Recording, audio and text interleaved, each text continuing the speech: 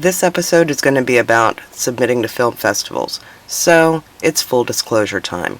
Not only am I a filmmaker, I'm also an organizer for a few different film festivals.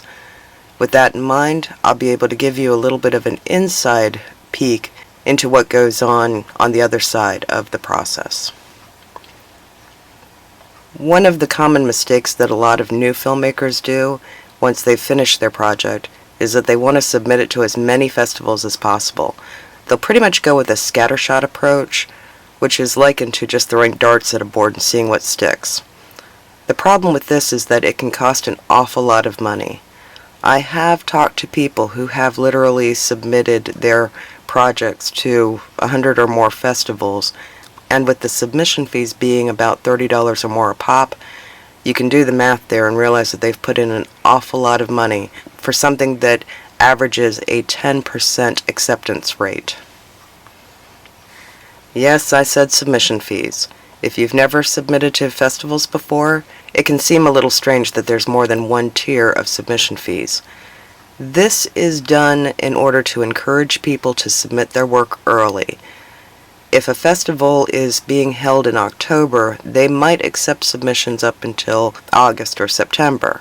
However, they're going to encourage people to submit as early as possible by giving a large discount for the beginning of their submission period, which may be in January, and then towards the last month of the submission period, they might have that hiked up to $50 in order to dissuade people who aren't completely serious about their work. Now, I know that people seem to think that these festivals are just charging submission fees in order to get rich quick. When it comes to the ones that are a bit shady and don't offer much in return for their submission fees, this is true. However, for most festivals, it's not. There are an awful lot of overhead expenses involved when it comes to running a festival. Even online festivals can have expenses when it comes to prizes and promotions. So, if you see on a festival's page or listing that they do not grant fee waivers, don't ask. I can tell you from personal experience that festival directors have heard every excuse hundreds of times. In fact, I joke that sometimes I think that there's a template out there for begging for fee waivers because the wording is almost identical in many of the letters that we get from various filmmakers begging for a free entry. These requests generally go ignored, so it's best not to even bother asking. There are some festivals that give fee waivers to specific groups of filmmakers, such as students or women, but read the policies of each festival to see if they offer any of these things. Don't just ask a festival, hey, can you let me submit my wonderful film for free?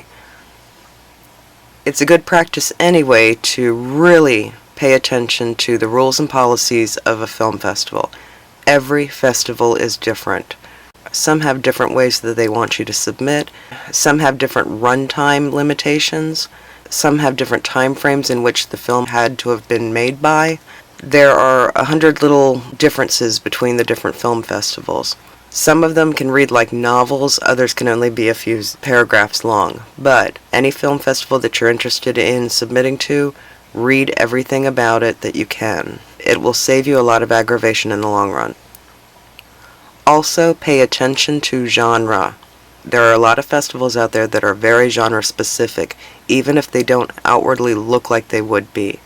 You might submit your romantic comedy movie to a film festival only to find out later that they cater towards horror and supernatural fantasies. If they don't specify a particular genre, see if you can do a little bit of research to see what types of films they gear towards. You will find that a lot of them will have different blocks for different genres, but the smaller festivals might be favoring one genre over another. When it comes to the content of your film, that can be a problem too. There are many festivals that are open to general audiences, therefore they're not keen to accepting films that involve nudity, sex, or foul language. Most festivals will let you know these in their rules. So be sure to study those rules before submitting. There are also some festivals that are geared specifically towards special groups. These groups are usually students, women, minorities, or handicapped people. Do not try to enter into any festival that is specific for a group unless you are part of that group. If you try to enter a women's festival and you're a man, you will get into some trouble for that. Don't try to swing it with, oh, but the lead character of my film is a woman. Unless the festival specifically says that's okay, don't do it. Lastly, you're going to want to make sure that you submit to the festivals before their deadlines. Don't try submitting to a festival after their deadline is passed.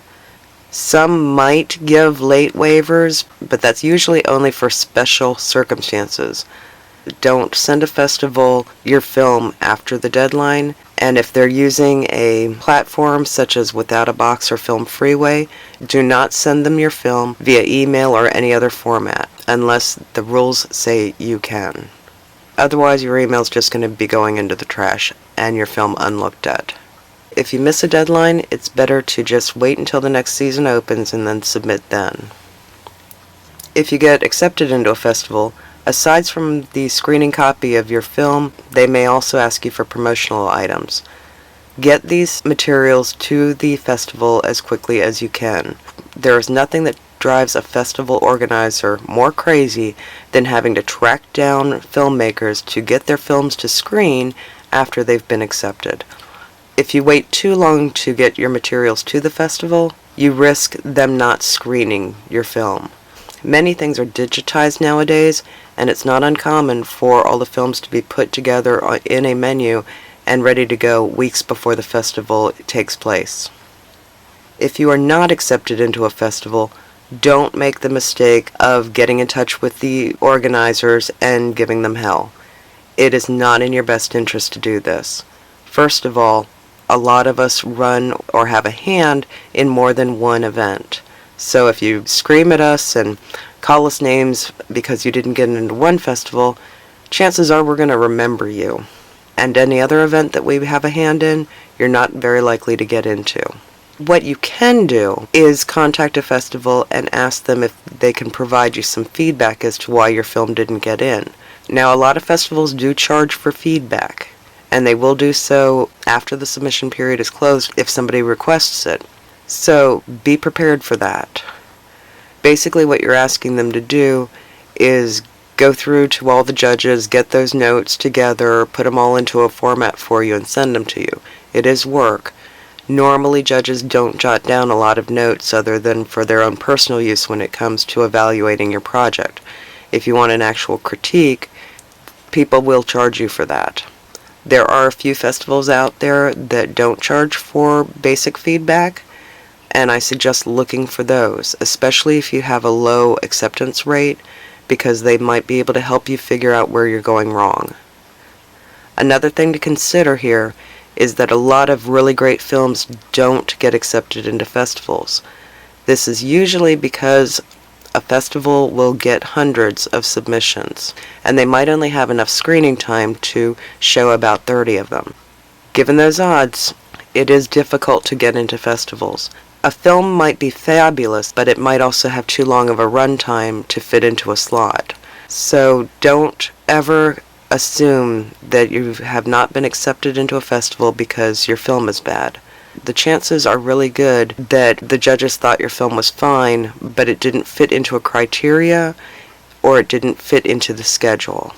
With festivals that receive an overwhelming amount of entries, judges will also look for any excuse to pitch a project and put it in the reject pile. So when it comes to the larger and better known festivals, the competition is absolutely fierce. Overall, film submission is a crapshoot. You might have a film that has been accepted into 30 different festivals, and then the one you really want to be in might reject you. And you might wonder why, and there could be 100 different reasons for it. There are some film festivals that are easier to get into than others, There are some that are online only and give out laurels to everybody. We generally call them laurel farms. I've heard them called everybody gets a trophy festivals. You can usually get an idea of what type of a festival you're entering by just where it's located, how many years it's been running, and what people have to say about it. The important thing is if you're going to be entering film festivals, expect not to get selected. You'll find it a lot easier on yourself and your frame of mind if you come to expect those rejection letters, and then you'll be pleasantly surprised when you're accepted. If you think the other way around and you just expect that you're going to be accepted into every festival you go to, you're going to be in for a lot of heartbreak. I hope that you enjoyed this episode of The Unconnected Filmmaker, and if you found this information useful and want to be notified when the next video premieres, just hit that subscribe button. Or if you have anything you'd like to see an episode on, feel free to comment below. See you next time, and keep those cameras rolling.